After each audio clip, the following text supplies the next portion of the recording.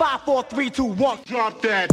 Welcome to the Test Guild Automation Podcast. We're all getting together to learn more about software testing and automation with your hosts, Joe Colantonio.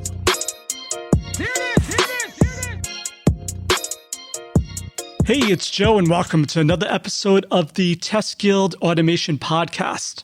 Today we'll be talking with Brandon Byars all about his new book, Testing Microservices with Mountbank. Brandon is the technologist and principal consultant at ThoughtWorks and chief maintainer of the open source virtualization tool, Mountebank. He has a wide range of experience in multiple technologies and business domains with interest in applying system thinking to software development. Brandon has a particular interest in exploring the social and organizational aspects that allows software developers to scale to large teams. You don't want to miss this episode. Check it out. The Test Guild Automation Podcast is sponsored by the fantastic folks at Sauce Labs. Their cloud-based test platform helps ensure your favorite mobile apps and websites work flawlessly on every browser, operating system, and device. Get a free trial. Visit testguild.com/Sauce Labs and click on the exclusive sponsor section to try it for free for 14 days. Check it out. Hey, Brandon, welcome to the Guild. Thank you, Joe. Glad to be here. Awesome. So really excited to have you. This has been a hot topic for a while, but it seems to be picking up steam again for some reason. Microservices. But before we get into it, is there anything I missed in your bio that you want to tell us a little bit more about yourself? No, that sounds about right. I've been at ThoughtWorks for 12 years, and I've been maintaining Mountebank for about 6. First question I always ask authors, since writing a book is tedious and very time-consuming, is why? Why would you do this to yourself? So why did you feel a need to write a book on testing microservices and specifically with Mountebank? Well, part of it was just ignorance. I think there were plenty of people who tried to warn me about how tedious writing a book was, but I chose not to believe them until, it's fun to have written a book. I wouldn't say it's fun writing a book. But it was good. So the publisher, Manning, actually reached out to me. It's obviously great when an open source product that you've built has taken off enough where there are people reaching out to you for that kind of activity. So as big of a project as it was, I was happy to have gone through it. The book is broken out into 3 sections. You have the first steps, second is using Mountbank, and the second one is closing the loop. So I just thought we'd follow that format. So first steps, folks that don't know, I don't know if they would, why they wouldn't, but say what they don't, what are microservices and why do we want to test them? Yeah, and it starts off in the first chapter with a little bit of an overview. I assume that most people nowadays have at least come across microservices, but I think it's always good to get a little bit of a perspective of why you're doing microservices. And in the book, I argue that really it's a scaling mechanism. If you look at some of the history organizations like Netflix and Amazon, once they got to a point where they had a monolithic software system, but they had so many engineers that they were stepping on each other's toes trying to make changes to it, those organizations found that they were able to bring more autonomy to teams by separating out the services with a bit more of a fine or granularity than what they had previous. So while there are arguments to be made for microservices for different scaling mechanisms from a runtime performance standpoint, I think that the primary argument is from an organizational standpoint. It allows you to add engineers and still maintain a good velocity across your organization.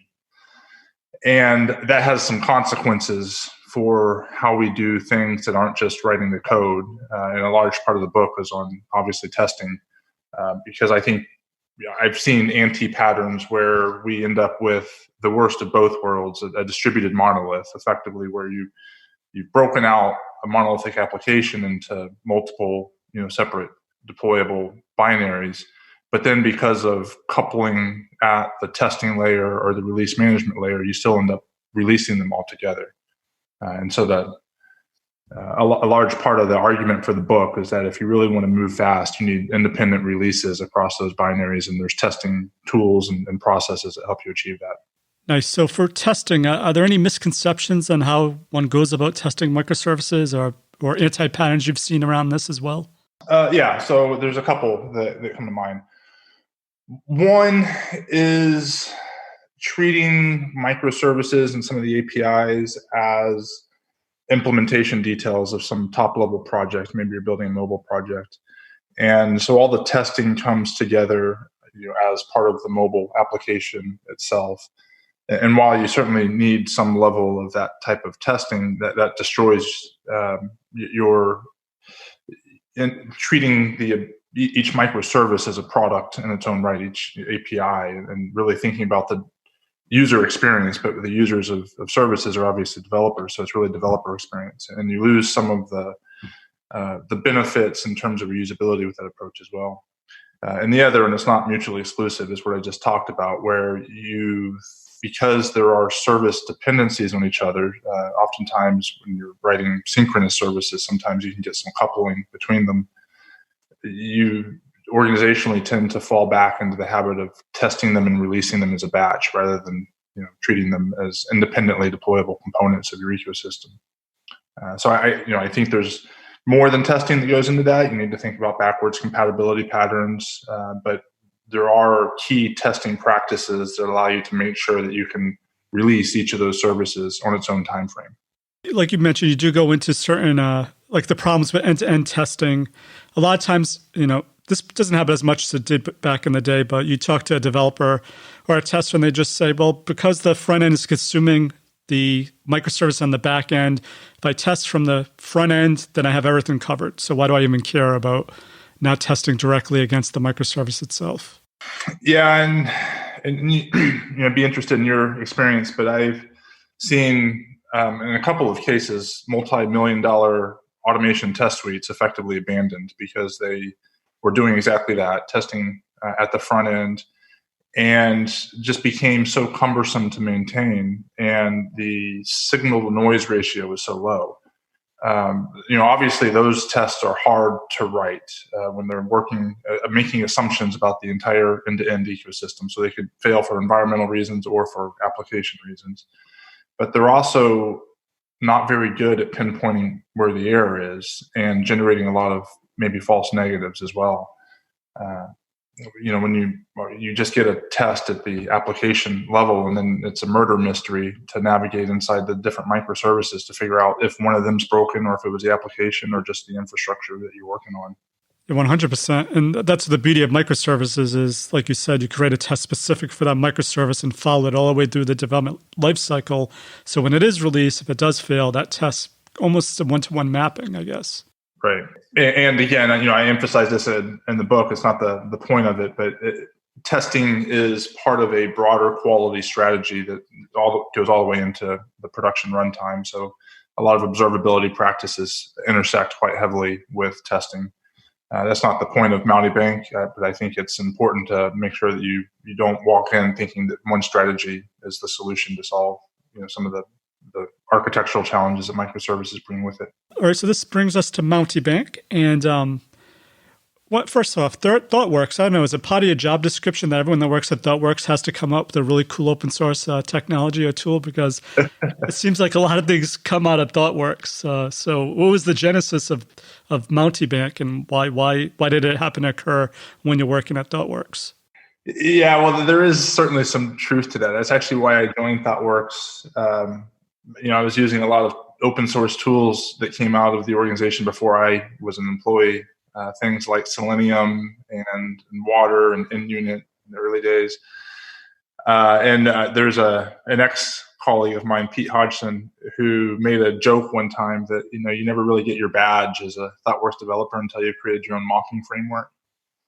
And so I was working at an airline company who was looking to retool their mobile application. And this is a multi-billion-dollar business. The website used a services layer that was not HTTP. It was binary serialization of Java logic that was very coupled to the web layer. And we were trying, as we were building out APIs for the mobile application, to not to boil the ocean. So we had to reuse some of that service layer. But it made testing very difficult because we were basically exporting Java objects over the wire. And we went through all sorts of crazy gyrations to try to figure out how to test it, including using some Java tool that actually exported Java logic to the remote application to see if we could inject something into the response from the service layer. Everything was too hard. We were well aware of HTTP stubbing tools at the time, but none of us were aware of anything that worked at a different protocol. And so over Christmas that year, I remember, having bottles of wine and watching The Daily Show with Jon Stewart and just coding, with this crazy idea to solve that specific problem, and brought it in that January and tried it out, and it worked, and it just sort of took off from there. So when would someone use Mountebank then? If they're testing microservices, when do you think they'd have an aha moment to say, if I could only have a tool that did this? Yeah, I think that the moment is when you want black box testing of your service with determinism. So it's not for what I would consider, sort of classical unit tests. I think classical unit tests are in-process pre-deployment tests. And so you would write that with, JUnit at the object level. It's not end-to-end integration testing, because then you're wired into the real services in your ecosystem. But what it is if you are a team that's owning a microservice or an application that depends on downstream integration points, and you want to test your service or your application over the wire, like a user would, black box, and you want to automate that, but you need to stand up some deterministic services within your environment so that you're not dealing with random test failures. So if you depend on a pricing service, you would deploy Mountebank, and it could stand in for a real pricing service. It could send back very deterministic responses for you. You're making assumptions that it's behaving like the real pricing service, so you need to account for those assumptions in your overall testing strategy. But then you could wire that into your continuous integration environment, and the tests would never fail due to the environment. If they failed, it's because of either the assumptions are wrong or because your application has a bug.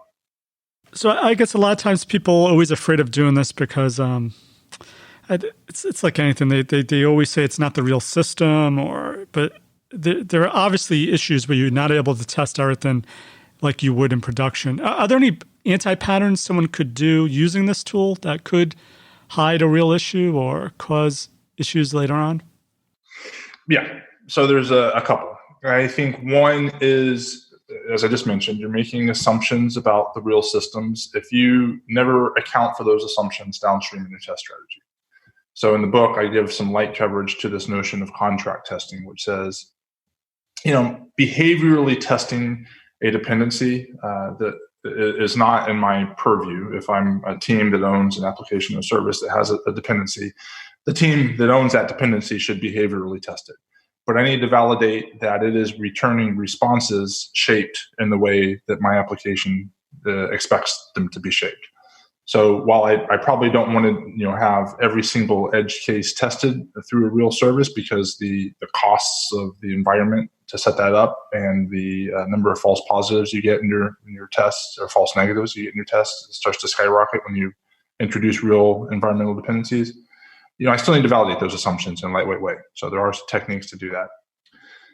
The other approach, which a number of organizations have used, so I'm a little bit nervous of calling this an anti-pattern, but it's something that I'm still skeptical of, which is to say that one team owns all of the virtual services for all other teams, or that the producing team owns the virtual service. And the reason I'm skeptical of that approach is because when I'm writing tests for my application and it has a dependency that I want to virtualize for test determinism reasons, the only group inside the entire organization who knows the test cases that I want to set up and the data requirements of those test cases is my team that owns the application. And so I can set up the test data very specific to what my application needs to give me the confidence that it's behaving correctly. When other groups who don't understand my test cases try to do that, they make all kinds of assumptions about the test data that's needed. And what generally happens is you get quite a bit of complexity in the test data that actually reduces, or it adds friction to my ability to write tests if some other group is writing the virtual services. So those two patterns are ones that I think are important to watch out for. Nice. Now, I'm not sure if this is a bad practice, but do you think this is a good use of this as well as you have multiple sprint teams and you have sprint team A that's working on a feature, but it depends on sprint team B completing their feature, which isn't going to be done. So they mark it out somehow using a tool like this to get them to be able to test earlier and just to prove out their work. Is that a common use of something like this? Yeah, absolutely. With or without this type of tool. So a lot of API gateways, for example, will want you to author your specification in their tool, and they'll create just a simple stub service of that for the same reason. I think a much more robust solution is to do exactly what you proposed, which is to stand up a virtual service as a way of getting ahead of a dependency. So you don't have to work as sequentially as a naive approach would indicate.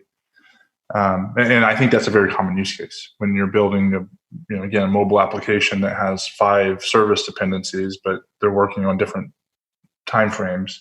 Sometimes you just need a service, and you can work out what you expect the service to return from a contract standpoint with the providing team ahead of development, and then use that so that you're not completely dependent on them.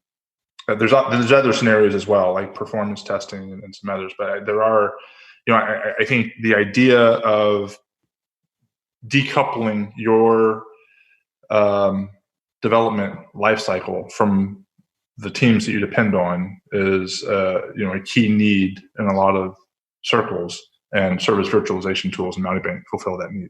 How hard is it to stand up something like Mountebank? Do you have like an example of how someone would go about doing it? How difficult is it? Sure. It's meant to be pretty easy to stand up.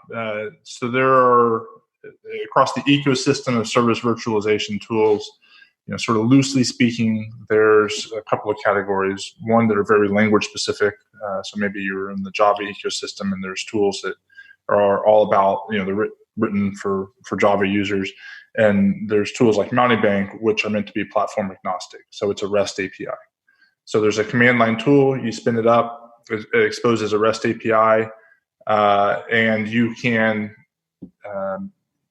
either use the API or a config file that's loaded from the command line to give it the test data that you expect. The first use case, and the one that I had in my mind when I wrote Mountebank, was every single test would set up the test data specific for that test. So for example, the test data would be, hey, when I call this dependency on this port with, / prices, I get this JSON response from the HTTP body. But that may change based on, various test scenarios, because sometimes I want to, test, prices when there's a lot of spike. So they're going to have a jump. I think, when Uber charges you more money during busy traffic, and that's a test scenario that will be specific to one automated test case that, my application I'm building depends on. But another test may be, it's low volume. And so I want to just, average pricing. And so I'll have a separate set of test data for that test case. And so every test case, we call the API, set the test data, execute the test itself in a black box fashion against your application. And then shut down the virtual service that was running, so you get a clean slate for the next test. And that pattern is used in a number of cases. But what I find is a lot of users also like to set up all the test data up front. And so in that case, you probably just set up a configuration file with it all. You load it on the command line, and then you're never stopping any of the virtual services that your tests are on. You're just relying on test data that was pre-created. So that's a good point. I didn't realize it was agnostic. So you could use any programming language would be able to interface with Mountebank because it is a REST API.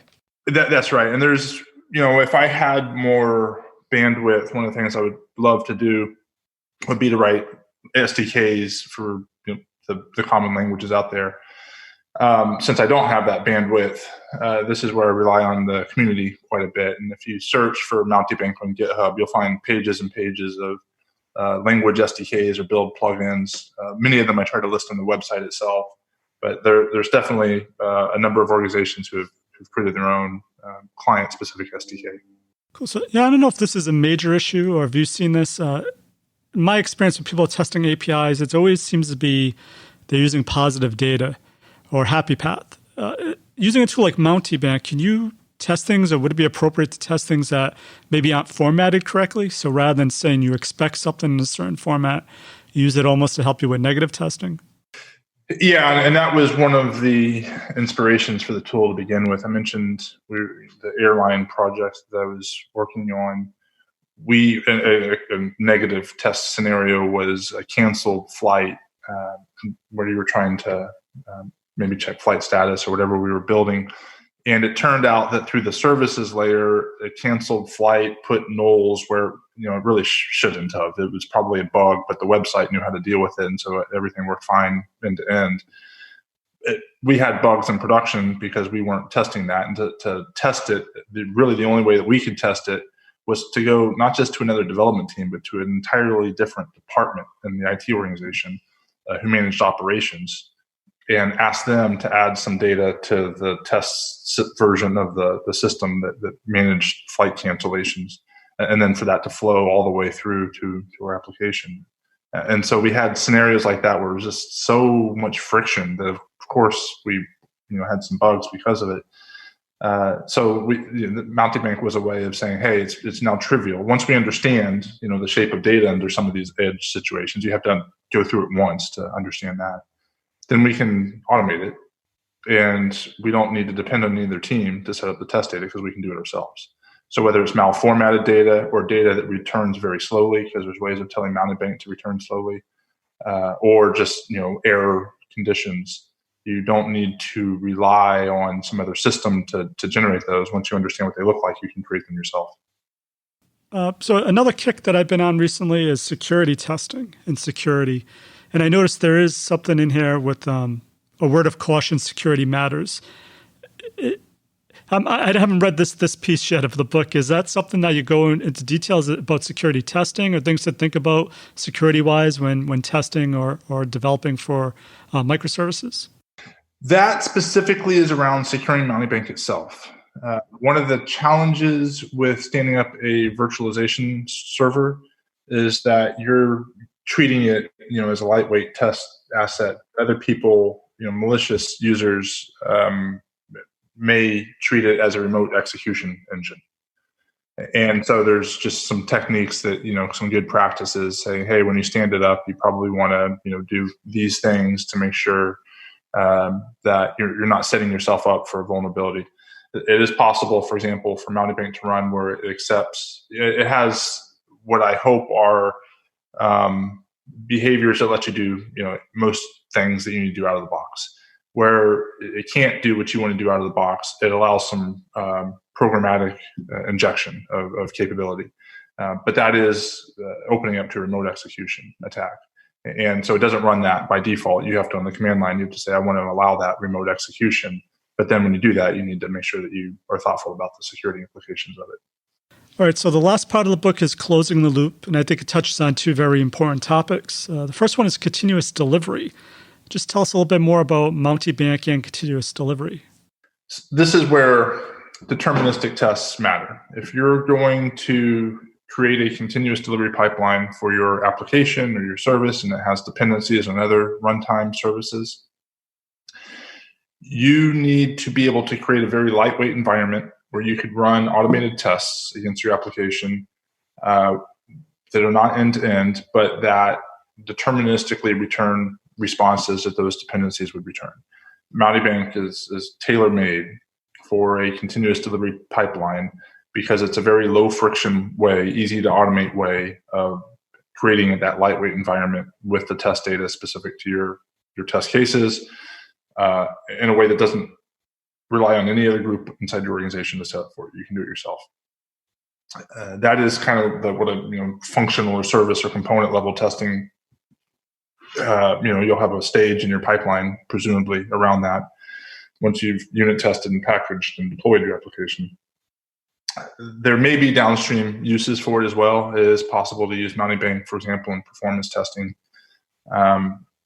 and whether you put that into as a gate in your continuous delivery pipeline or as sort of an adjunct that happens in parallel. I've seen both strategies, but it's a common use case as well. And that is the last piece, which I love, performance testing. So could you expand on a little bit more how or why you would use Mountebank for performance testing?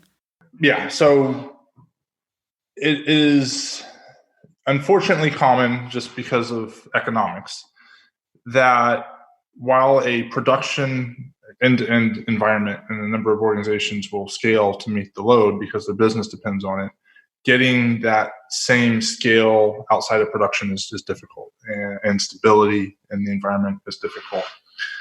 So one strategy that people can use for performance testing is to set up, you usually want to test your application or your service, assuming that the environment behaves a certain way.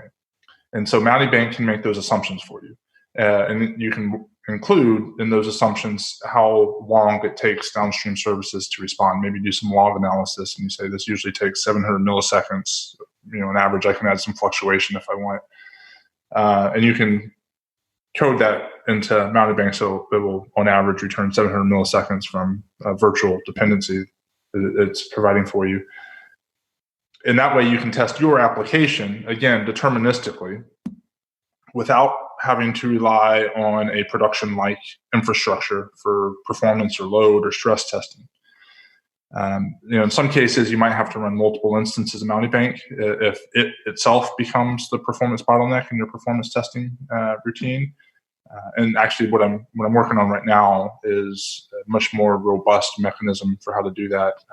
Everything traditionally Mountebank's been in memory, which works very well for most use cases. But if you're looking for extreme scale, it needs to lay out some of the configuration on disk. And so I'm just wrapping that up right now for improving the performance testing capability of it. But it's an easy way to control your environment with appropriate assumptions about what production looks like, and test your application isolation to see what the performance characteristics of your single application are. Okay, Brandon, before we go, is there one piece of actionable advice you can give someone to help them with their microservices testing efforts? And what's the best way to find, contact you, or get our hands on your book, Testing Microservices with Mountebank?